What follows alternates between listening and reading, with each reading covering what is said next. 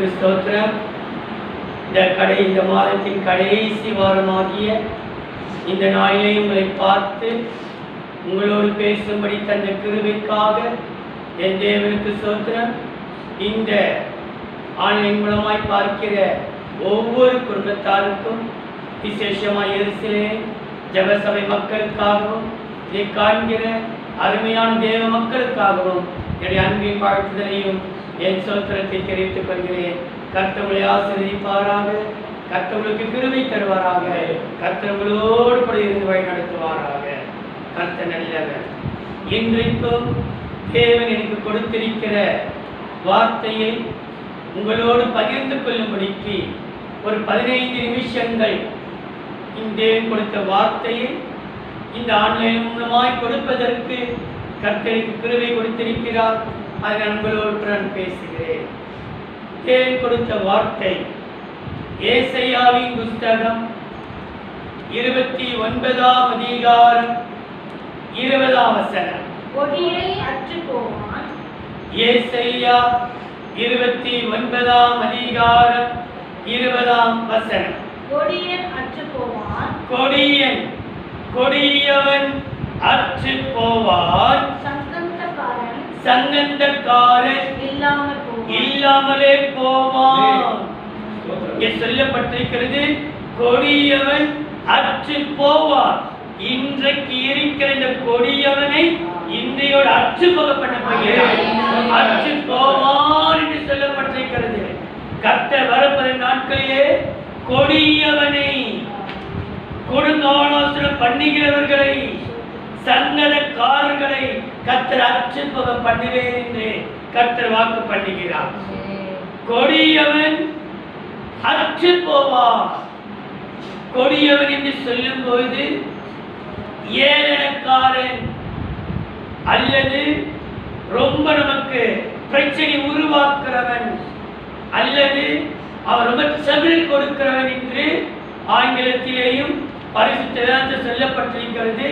நமக்கு அடிக்கடி தொந்தரவு கொடுக்கிறவன், நமக்கு பிரச்சனையாகவே இருக்கிறவன், எப்போதுமே நமக்கு பிரச்சனையை கொடுக்கிற அந்த கொடியவன் அற்று போவான். இன்றைக்கு இந்த கொடியவனை குறித்து வேதத்திலே யாரை கொடியவன் என்று வேதம் சொல்லுகிறது? அந்த கொடியவனை கர்த்தர் அற்று போக பண்ணி அவருடைய பிள்ளைகளுக்கு கொடுக்கிற நன்மையை நான் ஒரு 5 காரியத்தை சொல்லி நான் முடிக்கிறேன். கொடியவன் என்று வேதம் யாரை சொல்லுகிறது? முதலாவதாக 1 ராஜாக்கள் 2ஆம் அதிகாரம் 8ஆம் வசனம். மேலும் 1 ராஜாக்கள் 2ஆம் அதிகாரம் 8ஆம் வசனம். மேலும் பகூரிம் ஊரானான பென்யமீனாகிய கேராவின் மகன் சீமேயி உன்னிடத்தில் இருக்கிறான். நான் மக்னாயிமுக்கு போகிற நாளிலே அவன் என்னை கொடிய தூஷணமாய் தூஷித்தான். எப்படி தூஷித்தானா? கொடிய தூஷிக்கிறவன். வேதம் தூஷிக்கிறவனை கொடியவன் என்று சொல்லப்பட்டிருக்கிறது. இந்த சீமேயி தாவீது கடந்து வந்த பாதையிலே அப்சலோமின் நிமித்தம் புறப்பட்டு போகிற நாளிலே மண்டவாளி கல்லத்துக்கு அடித்து பேலியாளின் பகலியா ஒழிந்து போன மன்னவாளி விட்டு சபித்து தூஷித்தார். இன்றைக்கும் நம்மையும் இப்படிப்பட்ட கொடிய தூஷிக்கிற தூஷணக்காரர்கள் இருக்கிறார்கள். ஆனால் வேதம் சொல்கிறது, இந்த நாளிலிருந்து தூஷிக்கிற அந்த கொடியவனை நம்மை அற்று போக பண்ண போகிறார். நம்ம வீட்டை விட்டு அகற்றி போக போகிறார், நம் குடும்பத்தை விட்டு அகற்ற போகிறார், நம்மை ஊரை விட்டு அகற்றி போட போகிறார், நம்மை தேசத்தை விட்டு அகற்றி போக போகிறார். நம்மை தூஷிக்கிற கொடியவனை கர்த்தர் அகற்றி போடுவாராம். வசனம் சொல்கிறது, கொடியவன் தூஷித்தான் என்னை. இன்னைக்கு எத்தனை பேர் நம்மை தூஷிக்கிறார்கள், போகும்போது தூஷிக்கிறார்கள், வரும்போது தூஷிக்கிறார்கள், காரணமே இல்லை. தாவீது அமைதியா போய் கொண்டிருக்கிறான், அவன் பாடுகள் சும்மா இருக்கிற தூஷிக்கிறான். இன்னைக்கு நாம கூட அமைதியாய் போகும்போது நம்மை தூஷிக்கிற கூட்டம் இருக்கிறது. ஆனால் சோர்ந்து போக வேண்டாம், தூஷிக்கிறவனை கர்த்தர் அகற்றி போட போகிறார். கொடியவனாகிய தூஷிக்கிறவன் அகற்றி போடுவார். அவர் அகற்றும் பொழுது ஆணுடைய பிள்ளைகளுக்கு நடக்கிற நன்மையை பாருங்கள். 2 சாமுவேல் 16ஆம் அதிகாரம் 11-12. 2 சாமுவேல் 16ஆம் அதிகாரம் 11-12. பின்னும் தாவீது அபிசாயையும் பார்த்து, இதோ என் கர்ப்பப்பிறப்பான என் குமாரனே, என் பிராணை வாங்க தேடும் பொழுது செய்வார், அவன் தூஷிக்கட்டும். அந்த சீமை எவ்வளவு நம்மை கொடியமாய் தூஷித்தாலும் தூஷிக்கட்டும். அப்படி அவன் தூஷிப்பதற்கு யார் கர்த்தர் கொடுத்திருக்கிறார்? கர்த்தர் கட்டளை கொடுத்திருக்கிறார். ஒருவேளை கர்த்தரின் சிறுமையை பார்த்து இந்த நாளில் நிந்தித்த நிந்தனைக்கு தூஷணத்துக்கு பதிலாக எனக்கு என்ன செய்வாரா? நன்மை சரி கட்டுவார். கொடிய தூஷிக்கிறவனை கர்த்தர் அகற்றி போடும் பொழுது கர்த்தர் நமக்கு நன்மை செய்ய வல்லவராயிருக்கிறார். நம்முடைய வாழ்க்கையில் பல நன்மைகளை, இதுவரைக்கும் பெறாத பல நன்மைகளை கர்த்தர் நம்முடைய கருத்திலே கொடுத்து நம்மை ஆசீர்வதிக்க அவர் சித்தமுள்ளவராயிருக்கிறார். தூஷிக்கிறவன் கொடியவன், அவனை அகற்றுவார். நமக்கு கர்த்தர் நன்மை செய்வார். இரண்டாவதாக யோபின் புஸ்தகம் 2ஆம் அதிகாரம் 13ஆம் வசனம். யோபின் புஸ்தகம் 2ஆம் அதிகாரம் 13ஆம் வசனம். அவர்கள் சிநேகிதர்கள் வந்து யோபின் துக்கம் மகா கொடிய துக்கம், துக்கப்படுத்துகிறவன் கொடியவன் என்று வேதம் சொல்கிறது. இன்றைக்கு நம்மை காலமெல்லாம் துக்கப்படுத்திக் கொண்டே இருப்பார்கள். நாம் செய்கிற நன்மைக்கு கூட அவர் துக்கத்தை வருவிப்பார்கள். ஆனால் வசனம் சொல்கிறது, இதை பார்த்து கொண்டிருக்கிற தேவ பிள்ளையே, யாரெல்லாம் நமக்கு கொடிய துக்கத்தை கொண்டு வருகிறார்களோ அந்த துக்கம் கொண்டு வருகிறவனை இல்லாமல் அச்சப்பட போகிறார். இன்னைக்கு சில வேளையிலே சில பெயர்களை கேட்கும் போது நம்ம உள்ளத்தில் துக்கம் வரும். நம்முடைய காரியங்களை துக்கப்படுத்தவே ஒரு கூட்டம் காத்துக் கொண்டிருக்கிறது. ஆனால் வசனம் சொல்கிறது, கொடியவன் அற்று போவான். யார் கொடியவன்? துக்கத்தை கொண்டு வருகிறவன். இன்னைக்கு நம்முடைய வாழ்க்கையிலே நல்லதை கொண்டு வருகிற ஜனத்தை பார்க்கலும் துக்க செய்தியை கொண்டு வருவார்கள், துக்க காரியங்களை கொண்டு வருவார்கள். வேண்டாத காரியத்தை பேசி நம்மை துக்கப்படுத்தி விட்டு புறப்பட்டு போய் விடுவார்கள். ஆனால் சோர்ந்து போகாதே, அப்படி துக்கப்படுத்துகிறார்கள் கொடியவனை தேவன் அற்று போக பண்ண போகிறார். கொடிய துக்கம். முதலாவது சொன்னேன், கொடிய தூஷண நன்மை கொண்டு வரும். இரண்டாவது கொடிய துக்கம், கொடியவன் அற்று போவான். அந்த கொடிய துக்கம் நமக்கு சந்தோஷத்தை கொண்டு வரும். நமக்கு தெரிந்த வசனம் தானே, யோவான் எழுதின சுவிசேஷம் 16ஆம் அதிகாரம் 20ஆம் வசனம். மெய்யாகவே மெய்யாகவே நான் உங்களுக்கு சொல்லுகிறேன், நீங்கள் அழுது புலம்பினீர்கள், உலகமோ சந்தோஷப்படும். இந்த ஜெபம் இல்லை என்று உலகம் சந்தோஷிக்கிறது. நீங்களோ அழுது புலம்புவீர்கள், நீங்கள் துக்கப்படுவீர்கள். ஆனாலும் உங்கள் துக்கம் சந்தோஷமாய் மாறும். உலகம் சிரிக்கட்டும். 5 வாரங்கள் ஆராதிக்கல, 40 நாள் ஆராதிக்கிற இவர்கள், ஆனா உலகம் சிரிக்கட்டும். ஆனா ஒரு நாள் நம்முடைய துக்கத்தை கற்றல் துக்கம் சந்தோஷமாய் மாறு. இன்றைக்கு நீங்கள் துக்கப்படுவீர்கள், ஆகிலும் உங்கள் துக்கம் சந்தோஷமாய் மாறும். துக்கப்படுத்துகிறவன் ஒரு கொடியவனாயிருக்கிறான். கொடியவன் அற்று போவான். தூஷிக்கிறவன் அற்று போவான். நமக்கு உண்டா நன்மை உண்டா? கொடிய துக்கம் கொடுக்கிறவன் அற்று போவான். நமக்கு சந்தோஷம் உண்டா? 3வது பாருங்கள், 37ஆம் சங்கீதம் 35ஆம் வசனம். 37ஆம் சங்கீதம் 35ஆம் வசனம். கொடிய பலவந்தனான ஒரு துன்மார்க்கனை கண்டேன். அவன் தனக்கேற்ற நிலத்தில் முளைத்திருக்கிற பச்சை மரத்தை போல் தழைத்தவனாயிருந்தான். துன்மார்க்கன், கொடிய துன்மார்க்கன் அற்று போவான். ஒரு சமயம் நம்ம கண்களிலே அவன் பச்சை மரத்தை போல செழித்திருக்கலாம். அவன் நினைச்சதை பார்க்க நடந்து கொண்டிருக்கிறது. அவன் நினைச்சது நடக்கிறது. கொடிய துன்மார்க்கன். வேதம் சொல்கிறது, அந்த கொடிய துன்மார்க்கனை கர்த்தர் அற்று போகப்பட்ட வல்லவராயிருக்கிறார். துன்மார்க்கனை குறித்து நீ கலங்காதே. உன்னை வேதனைப்படுத்தி கொடிய பலவந்தனான துன்மார்க்கன் அவன்.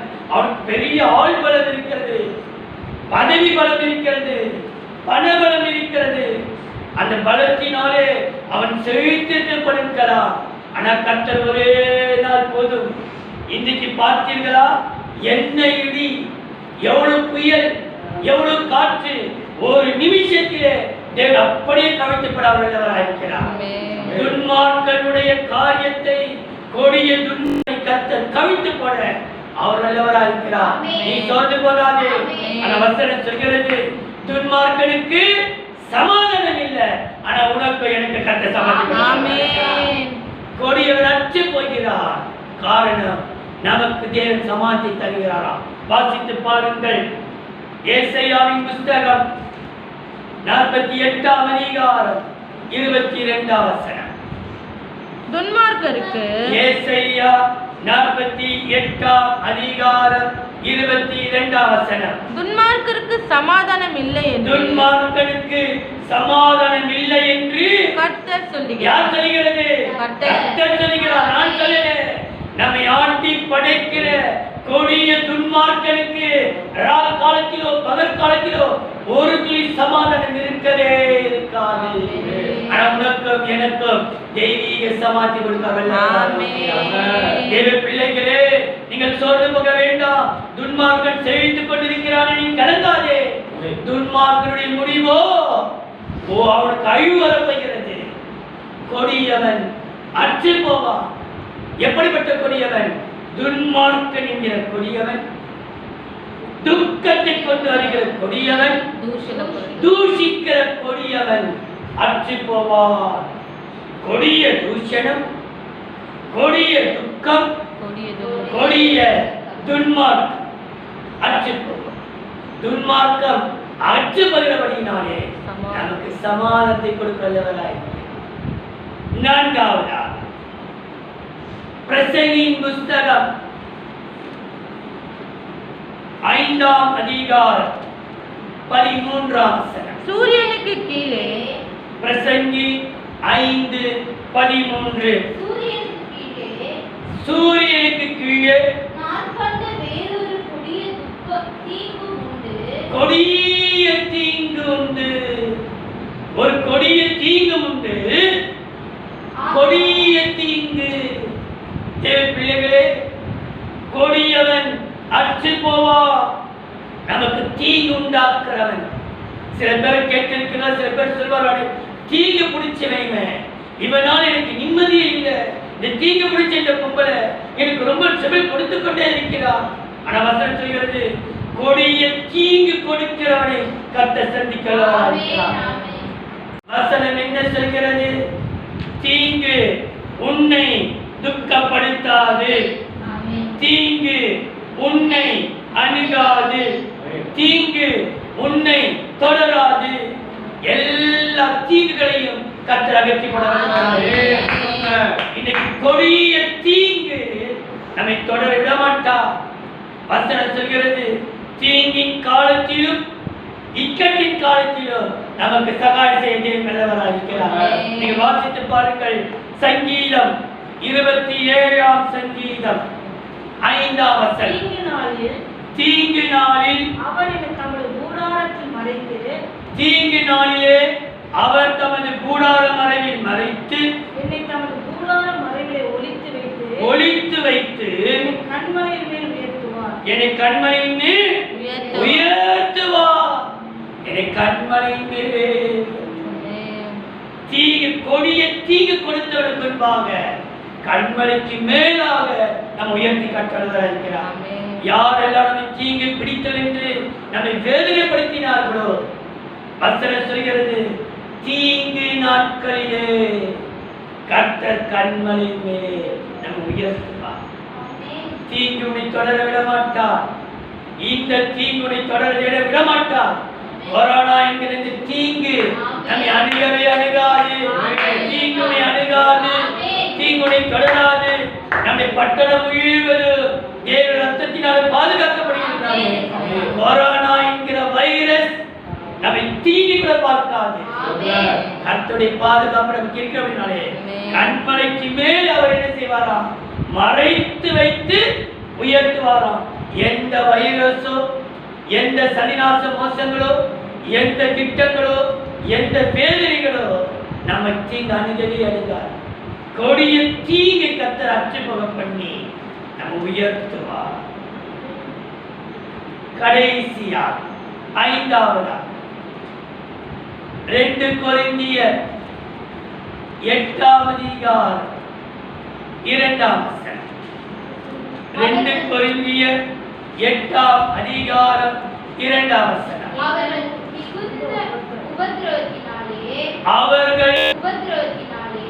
அவர்கள் மிகுந்த உபத்திரவத்தினாலே சோதிக்கப்படுகையில் கொடிய தரித்திரமுடையவர்கள், கவனித்தீர்களா? கொடிய தரித்திரம், கொடிய தூஷணம், கொடிய துக்கம், கொடிய துன்மார்க்கம், கொடிய தீங்கு, கொடிய தரித்திரம். தாத்தா தீத்தி தாள பேசினேன். தூஷணம், துக்கம், துன்மார்க்கம், தீங்கு, கடைசியில் கொடிய தரித்திரம். இன்றைக்கு அரசாங்கம் கூட சொல்கிறது, சம்பள பாலிதான் கொடுக்கப்பட போகிறது. சில ஐடி கம்பெனியிலே வேலையே இல்லாமல் என்ன கொடுக்கப்படும் என்று சொல்லுகிறார்கள்.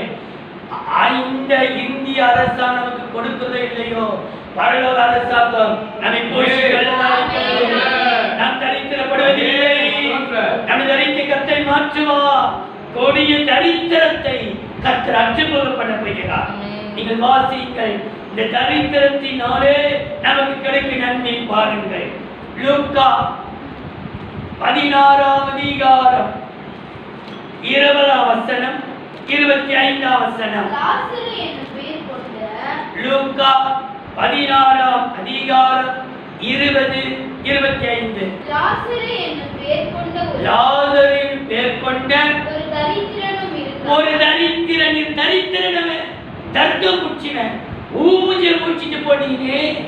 எத்தனை பேர் நம்மளை பார்த்து சொல்ல, இதுக்கு தரித்திரம், இதுக்கு கையில வாங்கி இருக்கிறேனே, இதுக்கு மூஞ்சல் முடிச்சிட்டு போனீங்க. நீ கவலைப்படாதே.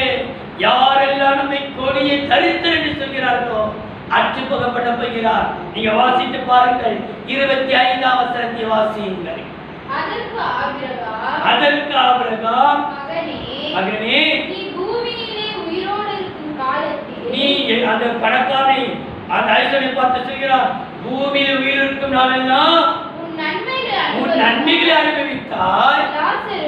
லாசருவோ அப்படியே தீமைகளையும் தரித்திரத்தையும் கொடுமைகளையும் அனுபவித்தார். அதை நினைத்துக்கொள். அவன் யார் தேற்றப்படுகிறது? தரித்திரன் தேற்றப்படுகிறான். நீயோ வேதனைப்படுகிறான். கர்த்தனை தேற்றுவான். ஒரு தாய் தேற்றுவது போல நாங்கள் தேற்றுவேன். தரித்திரமாயிருக்கிற உங்களை பார்த்து ஆண்டுடைய வார்த்தை சொல்கிறது, இந்த 26ஆம் தேதி உன் தரித்திர நிலைமை கர்த்தர் மாற்றுவார். கர்த்தர் தேற்றுகிறதை உன் கண்கள் காணும். ஒரு தாய் தேற்றுவது போல நான் உங்களை எருசலேமிலே தேற்றுவேன். நீங்கள் தேற்றப்படுவீர்கள். இதை கேட்டுக்கொண்டிருக்கிற தேவ பிள்ளைகளே, உங்களுக்கு கர்த்தர் அருமையான வாக்கு கொடுத்திருக்கிறார். கொடியவன் அற்று போவார். எப்படிப்பட்ட கொடியவன்? தூஷிக்கிற கொடியவன் அற்று போகிறதினாலே உனக்கு நன்மை உண்டாகும். துக்கத்தை கொண்டு வருகிற கொடியவன் அற்று போகிறபடினாலே சந்தோஷம் உண்டாகும். துன்மார்க்கம் செய்கிற கொடியவன் அற்று போகிறபடினாலே சமாதானம் கொண்டு வரும். தீயை கொண்டு வருகிற கொடியவன் அற்று போகிறபடினாலே உயர்வு கிடைக்கும். தரித்திரம் என்கிற கொடியவன் அற்று போகிறபடினாலே தேவனை தேற்றுவார். இந்த வேளையிலே உங்களுக்கான ஜெபிக்கப் போகிறேன். இன்றைக்கும் பிறநாள் காண்கிற பிள்ளைகளுக்காகவும் திருமண தம்பதிகளுக்காகவும் உங்கள் ஒவ்வொருக்காக ஜெபிக்கப் போகிறேன். இன்றைக்கும் ஜானா மீனும் அவருடைய பிறநாள், ஜானா மீனுடைய திருமண நாளும் 30ஆம் தேதி வருகிறது. இன்றைக்கு நம்ம நான்சியுடைய சித்தப்பா மேத்யூடைய பிறந்தநாள் 29ஆம் தேதி. அவர்களையும் கர்த்தர் ஆசிரிக்கும்படிக்கு 26 ஜானா, 29 மேத்யூ, 30 ஜானாமியுடைய திருமணம்.